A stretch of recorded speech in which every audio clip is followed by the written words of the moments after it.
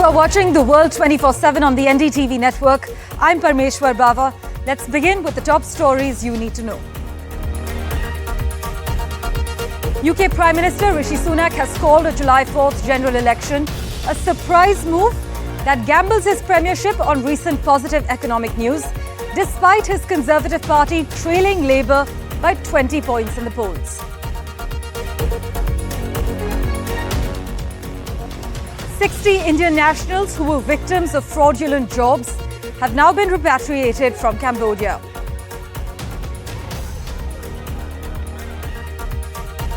Chip-making equipment supplier ASML reportedly has the means to remotely disable its advanced machinery in the hands of TSMC should China invade Taiwan.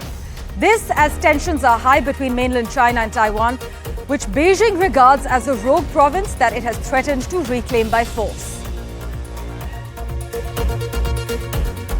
Bangladesh MP Anwar ul Azim, who travelled to Kolkata for medical treatment, is missing and has most likely been murdered, a senior Bengal police officer has informed NDTV. Wall Street Journal owner News Corp struck a major content licensing pact with the generative artificial intelligence company OpenAI, aiming to cash in on a technology that promises to have a profound impact on the news publishing industry.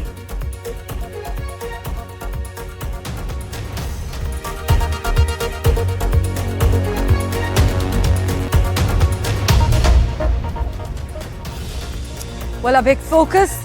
Rishi Sunak has called a surprise general election for the 4th of July in a high-stakes gamble that will see Keir Starmer try to win power for Labour after 14 years of Conservative-led government. Now, in some ways, many argue that for Rishi Sunak, the equation was simple. When you've had as much bad news as the British Prime Minister in recent months, you'll take anything in the way of good fortune. There are some signs of light at the end of the economic tunnel. The long-awaited passage of his flagship Rwanda immigration scheme, the prospect of a feel-good soccer tournament on the horizon, and some sunnier weather. Well, some experts argue that it must have felt to Sunak that if he waited any longer, to coin a phrase, things could only get worse. Nonetheless, the decision came as a shock to Westminster and much of the UK at large, where the assumption had been that the Prime Minister would hang on until the fall, allowing him the comfort, should he lose, of going down in history books as having racked up a respectable 2 years in number 10 Downing Street. However, it could be a risky strategy. The Tories are actually 20 points behind the opposition Labour Party in the polls. But with the element of surprise, one of the chief advantages remaining to a UK government facing a tricky election, it seems Sunak has decided to gamble on the theory that the outlook would never be better than this summer to face voters. We have political reactions lined up for you, along with reactions from voters in the UK and Ollie Barrett's ground report from London. Listen into the finer details. Now is the moment for Britain to choose its future, to decide whether we want to build on the progress we have made or risk going back to square one with no plan and no certainty. Earlier today, I spoke with His Majesty the King to request the dissolution of Parliament. The King has granted this request, and we will have a general election on the 4th of July.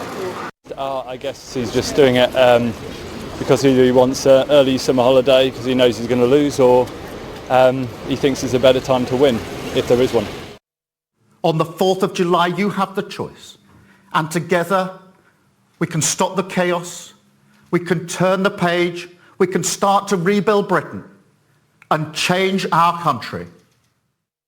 The starting gun has been fired on the UK election campaign. Rishi Sunak confirming on the street outside Downing Street that July the 4th will be the date that Britain goes to the polls. This was something of a surprise. Most analysts had been expecting that the general election would be called in November or perhaps October. The Prime Minister insisting that the economy is improving, that issues around migration and the National Health Service are being dealt with as well. He says life in the UK is beginning to improve again after a difficult period of a cost of living crisis, the energy price spike, COVID-19 pandemic and the furlough scheme before that. He will point to his successes in office. The opposition Labour Party will say many of the problems that Britain has been facing are a direct result of Conservative government economic policies. Labour say it's time for a change. Keir Starmer, the leader of the Labour Party, Rishi Sunak, the leader of the Conservatives, all the other parties and their party leaders as well will now begin crisscrossing the country, making their case to the British people ahead of that vote on July the 4th. Ollie Barrett, NDTV, London. Well, let's switch tracks now. Indian authorities have rescued 60 Indians fraudulently taken to Cambodia and forced into cyber fraud by trafficking rackets. This actually comes after around 150 Indians protested in Cambodia to get their passports back from their handlers in order to return home. Now, according to the police, 150 people from Visakhapatnam and nearby areas are stuck in Cambodia for over a year now and are being forced to commit cyber crimes and Ponzi frauds. These people were reportedly lured with offers of jobs, such as data entry operators in Singapore, but were actually taken to Cambodia and forced into committing cyber scams by Chinese handlers. According to the Visakhapatnam Police Commissioner, around 5,000 people from across India trapped in Cambodia in inhumane conditions. Mohammad Ghazali breaks down the details for you. The Indian Embassy in Cambodia announced that it had rescued 60 nationals who were victims of fraudulent employment practices in the foreign nation. These individuals were recently transferred to the Cambodian city of Phnom Penh today with assistance from the embassy for travel documents and other arrangements to facilitate their return to home. These Indians were rescued by authorities from a place called Jinbi on May 20th. The operation was carried out in coordination with authorities, and this development follows a day after the Andhra Pradesh police reported that approximately 300 Indians staged a revolt against their handlers in Cambodia on May 20th, resulting in many arrests. Visakhapatnam Police Commissioner A. Ravishankar noted that these trafficked Indians caused large-scale riots in Jinbi and compound, which is allegedly a hub for cybercrime. Now, what is the cyber work scam in Cambodia?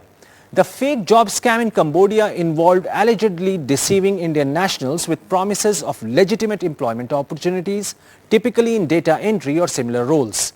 However, upon arrival in Cambodia, the victims are coerced into participating in illegal cyber activities such as creating fake social media profiles and engaging in fraudulent schemes to scam unsuspecting individuals. The victims are subjected to exploitation with threats of withholding basic necessities like food and accommodation if they fail to meet targets set by the perpetrators. Over 5,000 Indian nationals have been discovered to be held against their will in Cambodia, where they are being forced into participating in online scams targeting people in India. These scams have amassed a staggering rupees 500 crore over the last 6 months. India and Cambodia are now working together to tackle this problem. Now, when was Cambodia's fake job scam discovered? The issue came to light after the Raurkela police in Odisha dismantled a cybercrime syndicate on December 30 last year, which led to the arrest of 8 individuals allegedly involved in trafficking people to Cambodia. And it is not just Cambodia, but there are other countries where people have been duped or these scams have been reported from. Right, for a quick comment from Ground Zero, we have with us publisher of Long Mekong Media, Dr. Digby James Wren. Thank you so much for joining us on The World 24/7. Now, Indian officials have said on record that nearly half of financial frauds targeting Indians are actually originating from 3 Southeast Asian countries, Cambodia, Myanmar and Laos. And many web applications actually used to commit the frauds are written in Chinese languages, thereby not ruling out the Chinese link. Well, look, the transnational crime is a very serious problem, and this is not new. I mean, it's not as if this has been just started last week or anything like that. And yes, of course, we all know that there's problems in Myanmar, and Cambodia has had problems over the last few years. But the connections that you discuss about China, I mean, Sinukville has a lot of investment from Chinese companies. And that's, the Sinukville is a booming little hub now for manufacturing and export and tourism and so forth. And of course, what this story tells us is that the detection and identification of these scams is improving. And that's because India and Cambodia are cooperating much more now than they have in the past. And so what we've seen is that lots of these scams are being closed down, and that is really a testament to much better relations between India and Cambodia in attempts to control these things. Well, let's hope that the rest of the Indians who are currently there with unauthorized agents under their purview, they return home safely. But thank you so much, Dr. Hen, for joining us with that quick comment. Thank you. As always, news and updates continue on the World 24/7. We're taking a very quick break for now.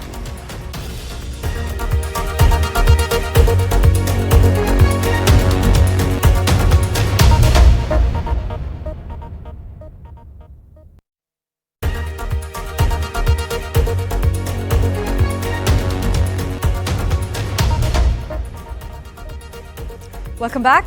Well, News Corp, the Murdoch-owned empire of publications like the Wall Street Journal and the New York Post, announced that it had agreed to a deal with OpenAI to share its content to train and service artificial intelligence chatbots.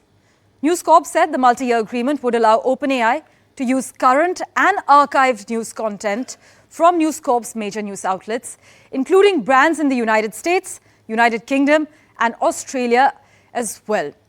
But this agreement does not include content from News Corp's other businesses, such as its digital real estate services or even HarperCollins.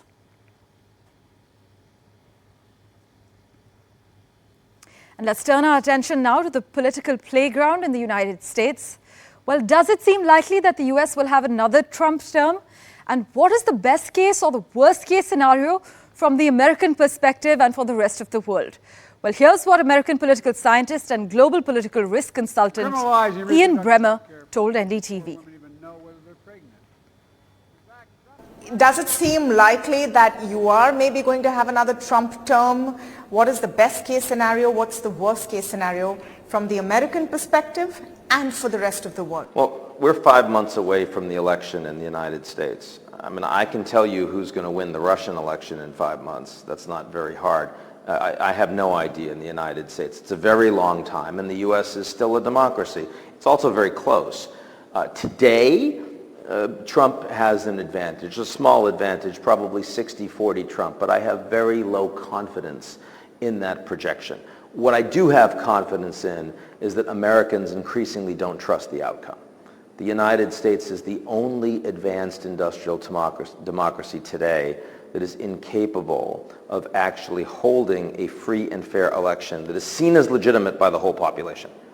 Canada can do it. The UK, even after Brexit, can do it. France, even Italy, Japan, no problem. The United States cannot. U.S. democracy is in crisis, and Americans think that their political opponents domestically are trying to destroy their democracy. That's a serious problem. So whoever wins, there's going to be more anger, more polarization, more dysfunction, and probably more violence in the United States. That's not civil war, right? It's not a dictatorship, but it is the continued erosion of the most powerful country's democracy in the world.